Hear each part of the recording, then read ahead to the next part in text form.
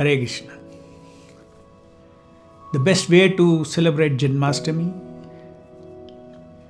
is to hear about his divine birth. Janma karma chame divyam evam yo veti tattvataha tiktva deham punarjanma neti mameti so Arjuna. Krishna himself says in the Bhagavad Gita that Janma Karma Chame Divyam is his appearance and his activities. They are all divine. It is divine means it's not subject to laws of karma the way we experience life. We experience birth where we don't have choice whom to be, in which family I should take birth. But see, Krishna's had, even his birth is extraordinary, that he decided who will be his parents. And he decided when he will appear, where he will appear. None of us can do that. So we are all subject to law of karma. Our Janma is subject to karma. His Janma is Divyam.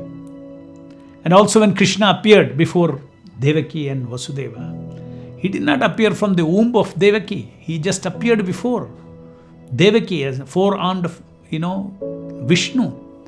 And then he transformed himself into a Shishu, a baby. So is this ordinary birth? No.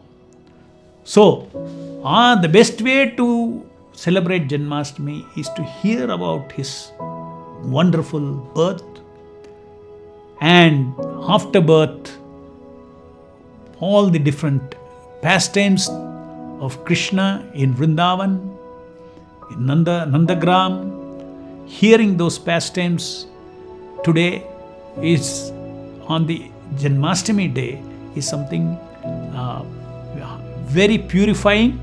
And what is the effect that Krishna says? Punarjanma neti mameti so Arjuna. No punarjanma. That means, we get liberated from this birth, death, old age and disease just by understanding God's transcendental nature, his transcendental birth, his transcendental activities.